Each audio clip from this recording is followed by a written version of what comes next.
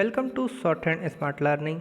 आज की डिक्टेशन 90 शब्द प्रति मिनट गति से होगी, जो कि आपके एसएससी स्टेनोग्राफर और केबीएस जैसे सभी प्रकार के स्किल एग्जाम की दृष्टि से अति महत्वपूर्ण है। तो डिक्टेशन को अंत तक लिखें और इसका ट्रांसक्रिप्शन भी जरूर करें। डिक्टेशन के पीडीएफ के लिए हमारे व्हाट्सएप या टेलीग्राम ग्रुप को ज्वाइन करें और डिक्टेशन को शेयर कर दें और हमारे चैनल को सब्सक्राइब कर लें, ताकि आपको ऐसी ही डिक्टेशन रोज़ प्राप्त होती रहे। डिक्टेशन शुरू होगी 5 सेकेंड बाद। स्टार्ट। अध्यक्ष महोदय, मैं आपको एक महत्वपूर्ण बात बता रहा हूँ। यह प्रश्न बहुत ही गंभीर है, जिसकी ओर अभी तक हमारा ध्यान नहीं गया। यह कितने दुख की बात है। हमारे देश में मूंगफली की आवक अक्टूबर माह से शुरू हो जाती है। किसान के यहाँ से फसल निकालकर नवंबर दिसंबर तक व्यापारियों के यहाँ पर पहुँच जाती है। इस वर्ष मूंगफली की फसल देखने में बहुत अच्छी लग रही है। अभी तक देश के अखबारों में यह बात कही जाती रही है कि मध्य प्रदेश, गुजरात, आंध्र प्रदेश, तमिलनाडु और उत्तर प्रदेश में फसल बहुत अच्छी है।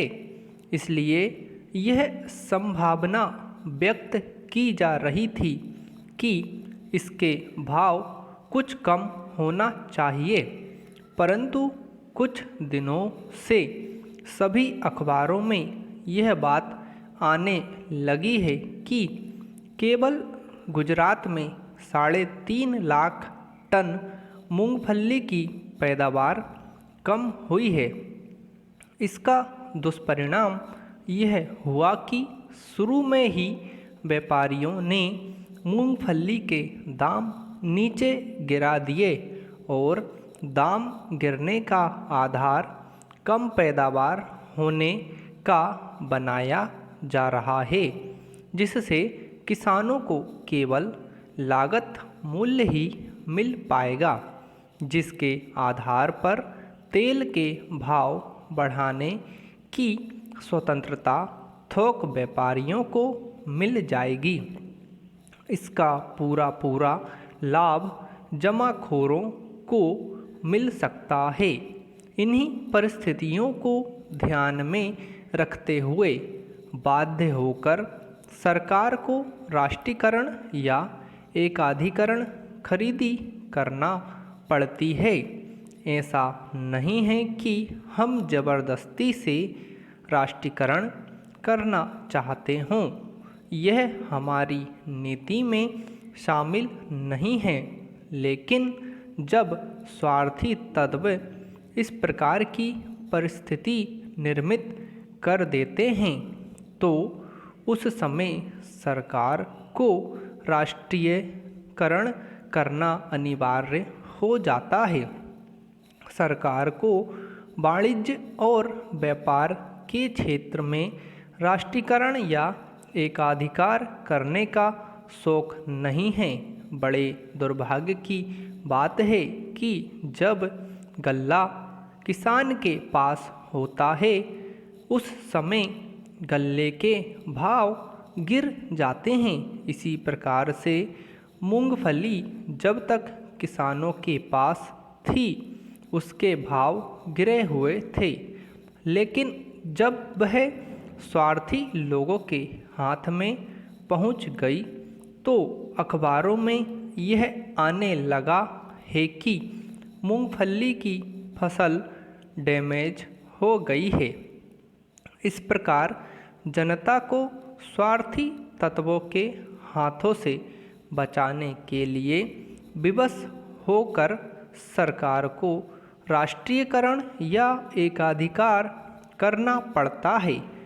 अगर यह कदम नहीं उठाया जाएगा और विरोधियों के कहे अनुसार काम चलने दिया जाएगा, तो मुनाफाखोर, जमाखोर, कालाबाजारी, चोरबाजारी, घूसखोर लोग देश की जनता को भूखों मार डालेंगे।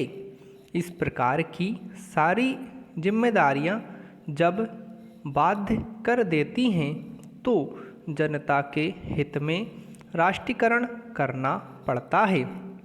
अध्यक्ष महोदय, आपने मुझे इस बारे में पर्याप्त समय दिया, इसके लिए मैं आपको धन्यवाद देता हूँ और इन शब्दों के साथ मैं अपना भाषण समाप्त करता हूँ।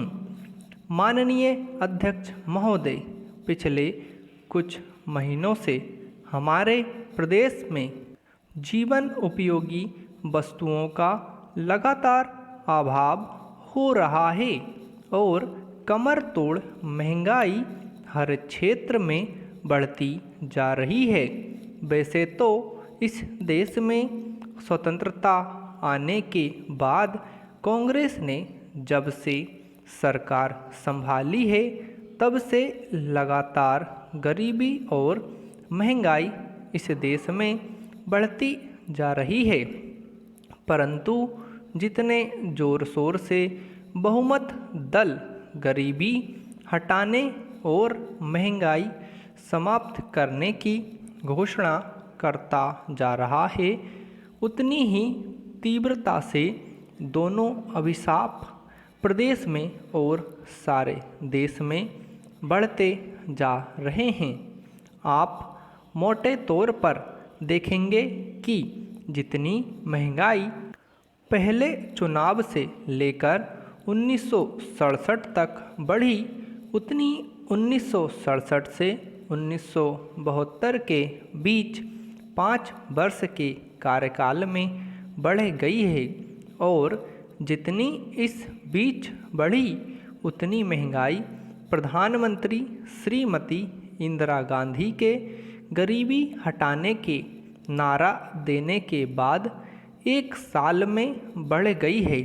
अगर मध्य प्रदेश के संदर्भ में देखा जाए तो माननीय जी ने दिल्ली से इस प्रदेश की धरती पर पदार्पण किया और उन्होंने कहा कि मुझे दिल्ली हाई कमान ने यहाँ इसलिए भेजा है कि मैं इस प्रदेश की महंगाई को कम करूँगा और बेरोजगारी हटाऊँगा। उस समय से आज तक जितनी महंगाई बढ़ी है उतनी महंगाई पिछले 8 वर्षों में भी नहीं बढ़ी और इसीलिए आज इस प्रदेश में रहने वाला हर एक नागरिक इस बात को समझने के लिए उत्सुक है कि इतनी तेज़ी से महंगाई बढ़ने का कारण क्या हो सकता है। इस पर भी हमको विचार करना चाहिए।